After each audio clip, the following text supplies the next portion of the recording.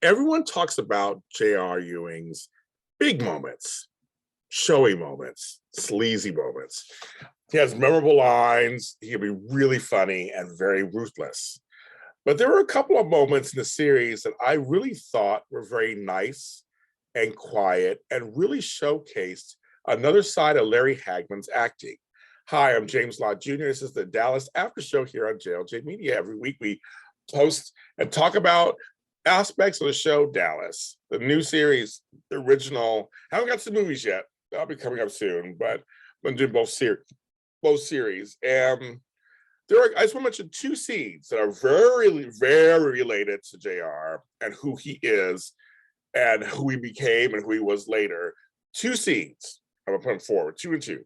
Two scenes that to me were very quiet, understated, and there was no dialogue.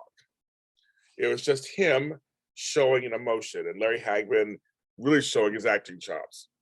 The first one was in 1980 in the episode Paternity Suit, where JR finally accepts his son, John Ross.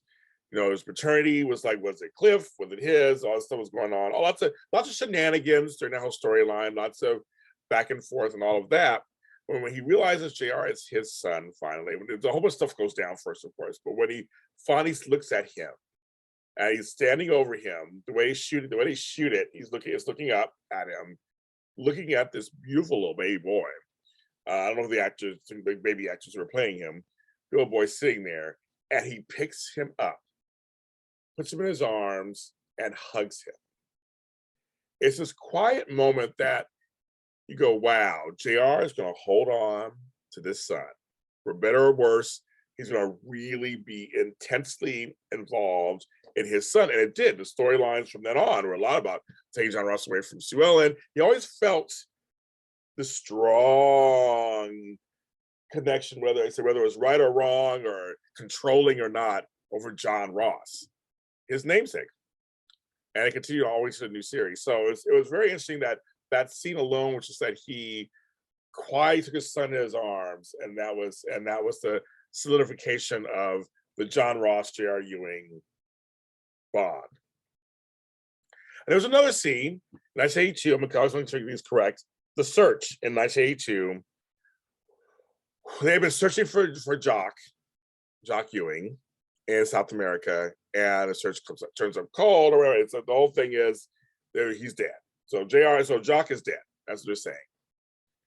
And JR walks to a window. He has his watch, and he just quietly accepts that his father is gone.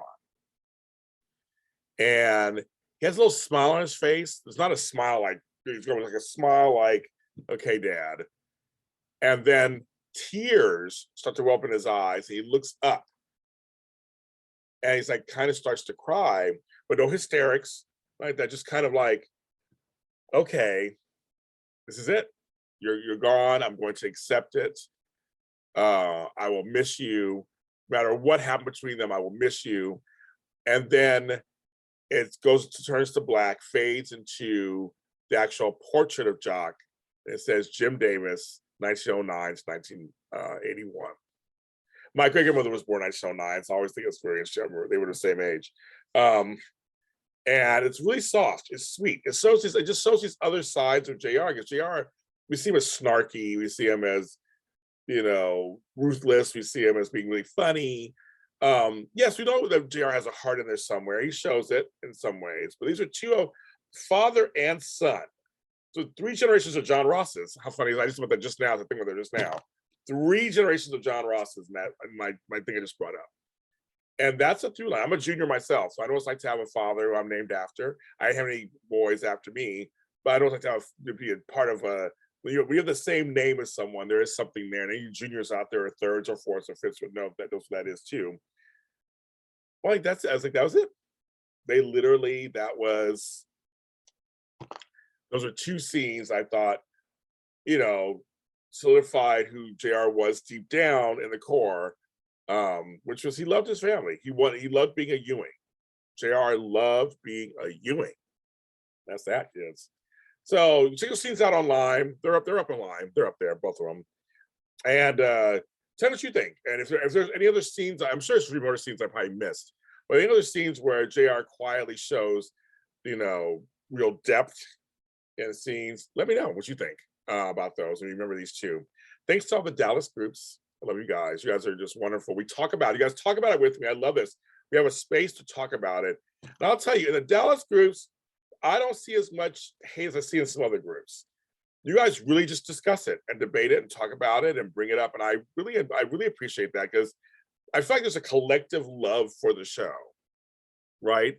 We love Dallas. Yeah, there's some things we didn't like here and there, and I didn't care for the new ones as much, but there were some things in the new one I liked. So I think it's something that I appreciate you guys just like, we love this show. Let's celebrate what's great about it, the things that we loved about it, instead of picking the things we don't. And I noticed you guys made these groups are wonderful about that. And I appreciate that. In a sea of negativity out there, I appreciate that to all, and all the Dallas Decoder, Dallas Fancy, and all you guys, everybody's just wonderful. So thank you very much. See you next time, a new episode of Dallas the After Show.